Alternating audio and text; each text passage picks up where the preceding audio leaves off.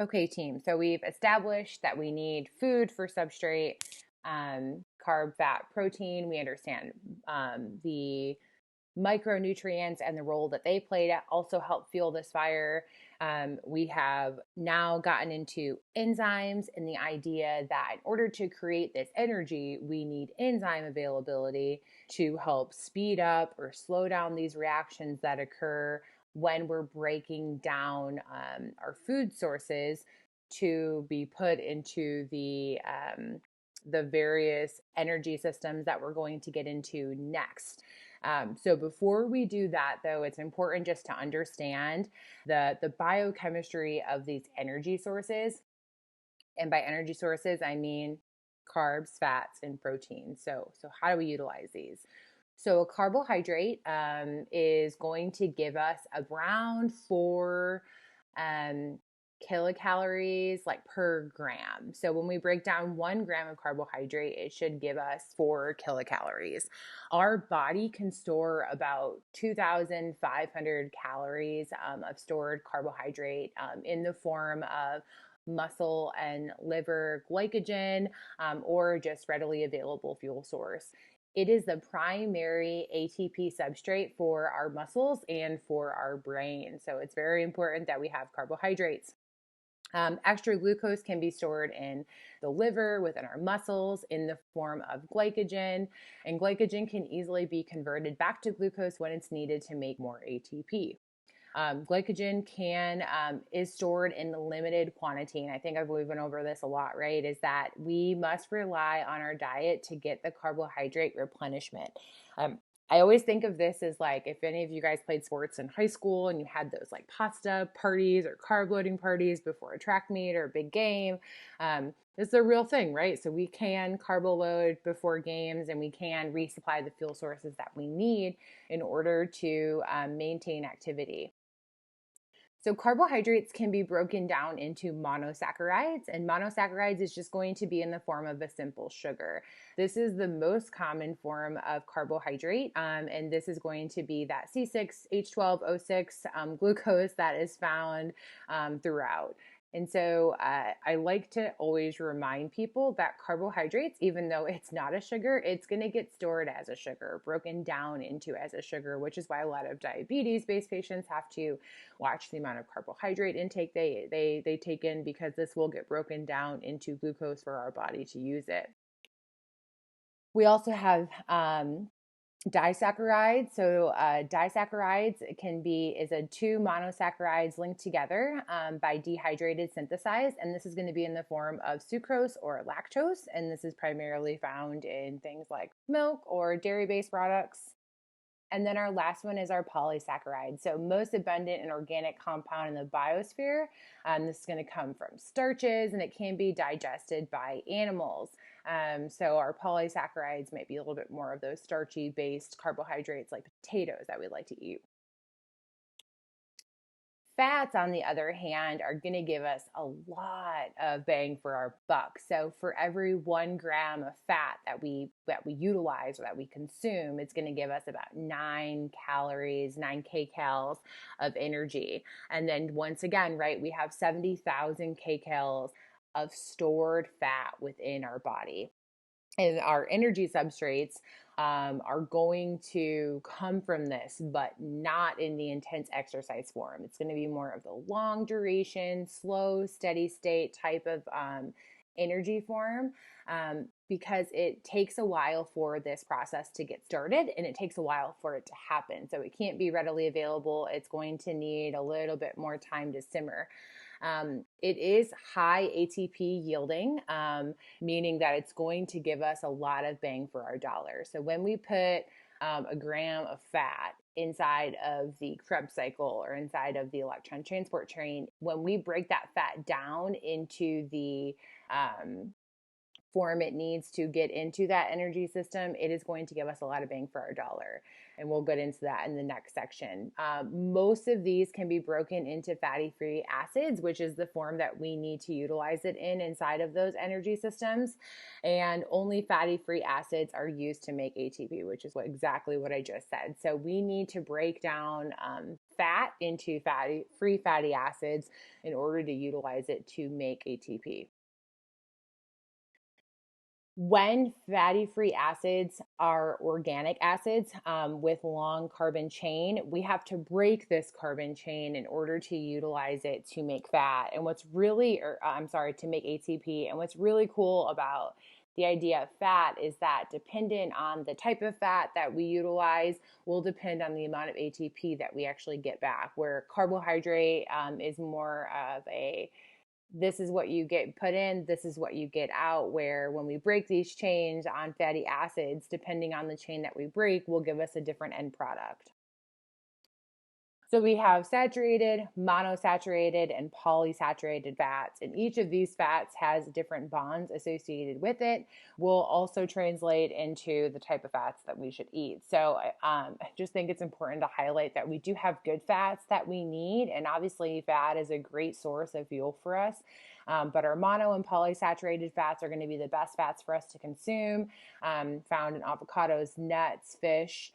Our bad fats that we should probably limit are going to come from red meat, butter, some of those oils that we like to use in cooking, different cheeses, and then fats that we actually like man-made, basically created in fried foods and high-end oils and margarines.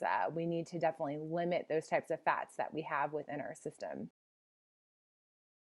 So fats will get stored. If we do not use them, they will get stored away. And if we have enough carbohydrate storage, you guys, guess what? That will also contribute to the fat storage in these reservoirs. So it's important that we fuel our body with what we need and try not to have a ton of excess because it will get stored as fat. And last but not least is protein. So protein is going to be similar to carbohydrate in the fact that when we break that protein down, it will give us 4 kcals per gram that we consume. It must be converted to glucose in order for us to utilize it within the cellular respiration of how to utilize the foods. But this is done through glucogenesis. And it can also be converted into fatty-free acids through lipogenesis. So we can convert it to glucose or a fat, but it does take a while to do this process, and is also not recommended, and it's typically only utilized when we're starving. So if we don't have another fuel source, your body will pull from protein, but we don't like to do this. Your body doesn't love to do this, and it's not a primary substrate for the body. Our protein is made up of amino acid chains. And so we have 20 amino acids that exist. We have essential and non-essential amino acids. And so our essential amino acids are the main 3 that you guys have probably heard of are leucine, isoleucine, and valine. If any of you guys have ever been to like a GNC before and they try to sell you amino acids, they will harp you in the face about this, that we do not get some of these amino acids and we need to consume them through food. And so they will sell you on the idea that you can get it in a powdered form. And so we make these in the body, and we do not make these in the body. So we really need to get these through the foods that we eat, and through different forms of protein, but you can also get them through supplementation of amino acids. So oxidation of protein needs to happen before we can utilize protein as a fuel source. So when we break down protein, we need to convert it into glucose, or we need to convert it into a fatty-free acid. This is only used, you guys, when we are in a starvation-based state. And so it's really important for you guys to notalize this, is that we don't like to break down protein. And so there's a lot of people out there that believe that we should be on these diets that will only allow us to use fat. But if you guys haven't realized already, that we use carbs a lot. And so eventually your body may need to go to protein as a food storage if we're not utilizing it properly. But usually this is only occurring when we're in a starvation-based state. When we oxidize protein, we can do this through beta oxidation, but the energy yielding is not necessarily like easy to determine, meaning that we don't really know how many ATP we're going to produce from this because of the amount of ATP it takes to not only get this going, but we have a presence of nitrogen, which then needs to be expelled. And the estimation of if we get a lot of basically bang for our dollar like we do for fats and carbohydrates is kind of unknown here. And so we need to be really careful if we're relying on protein as an energy source. And so this is just our big take home slide of what kind of foods we eat and how they utilize. So when we intake fats are going to be in the form of triglycerides. We need to change the form of fat and triglyceride to a fatty free acid. A fatty free acid can then go through lipolysis and lipogenesis, where we either store the fat or we utilize the fat in metabolism and use it as energy. Carbohydrates, we need to break down into glucose. Glucose can either go through glycogenesis, and go into fat storage, or glyconeogenesis, and we go into a glucose pool where it can be broken down into metabolism.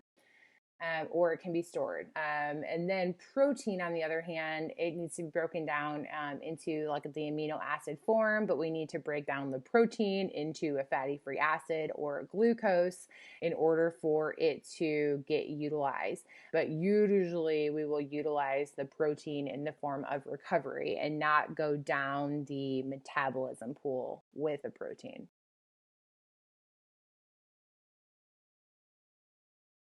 So just a summary slide of the energy that's contained in each one. And if you guys have ever had a nutrition class, you probably know this, but a carb is going to give us about 4 kcals per gram that we eat.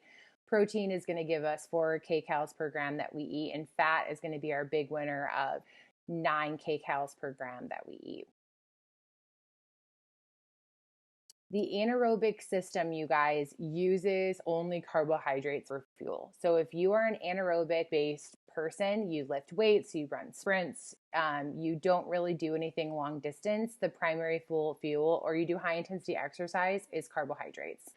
The aerobic system can be used to break down all macronutrients for fuel sources. So we can utilize carb, fats, or proteins in the aerobic based system depending on what we need. So ATP storage is limited. We only have a limited amount that's readily available to us, and our body needs to be really good at making or synthesizing our substrates into creating new ATP. And that's where we're going to go into our 3 different energy systems and how we utilize those to create ATP throughout our day in the next series.